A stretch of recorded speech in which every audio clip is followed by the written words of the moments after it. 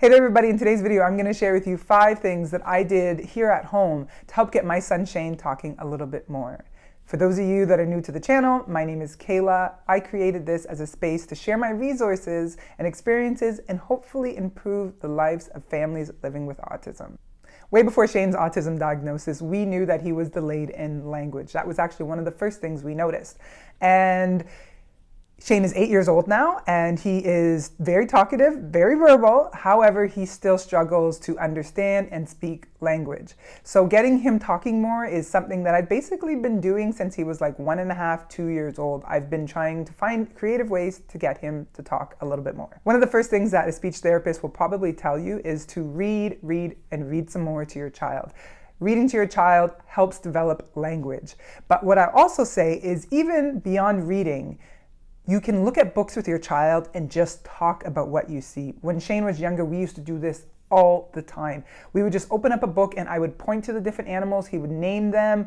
We would talk about the background. We'd talk about the colors. We would talk about the size of the animals, the big, the small, the medium ones. We would talk about everything. Sometimes we'd even make our own story up based on the pictures and forget all about the words. I found this helped a lot. Shane was very interested to do that because at the time he couldn't read at all. And it allowed him to feel like he was really involved in the process and encouraged him to talk more. Very early on in our autism journey, I knew that everything that Shane was doing with his speech therapist, his occupational therapist, was amazing. But what he was doing at home with me was what was really going to make the difference long term. So what I would do is I would actually sit in on his speech therapy sessions and I would take notes. I would leave every single session with a page of notes about what they were talking about, how she interacted with him, and then I would try to interact those things she was doing in our day-to-day life at home. So for example, if she would say to him, if they were working on prepositions, in, on, beside, when we got home, I would use prepositions all the time with him. So I'd put his fork down and I'd say, oh, mommy's gonna put your fork beside your bowl. Or let's put the bear inside the basket. And I would just use that language all the time in the weeks and days between speech therapy sessions. As parents of autistic children, we are trained in what our children needs and want at any given moment. Sometimes even before they open their mouth to ask for it.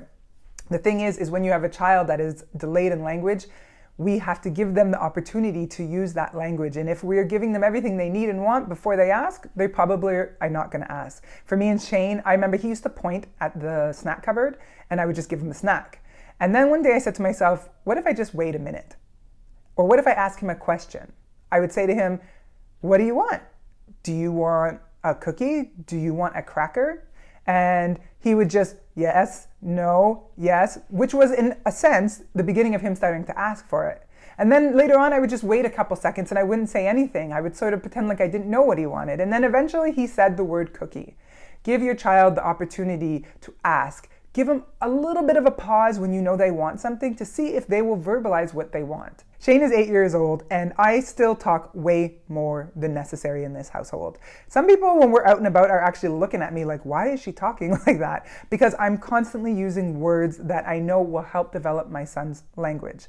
Talk, and then talk some more. Use simple words because you don't want to confuse or overwhelm your child, but just talk. I'll say to Shane, can you please pass me the spoon on the right side? Because at that point, I'm trying to get him to use right and left and understand that concept.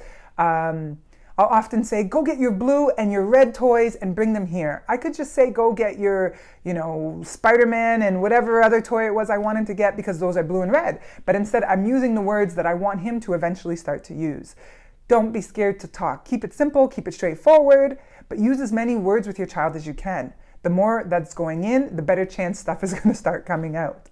If there are words or concepts that you want your child to understand, the best thing you can do is to use them all the time.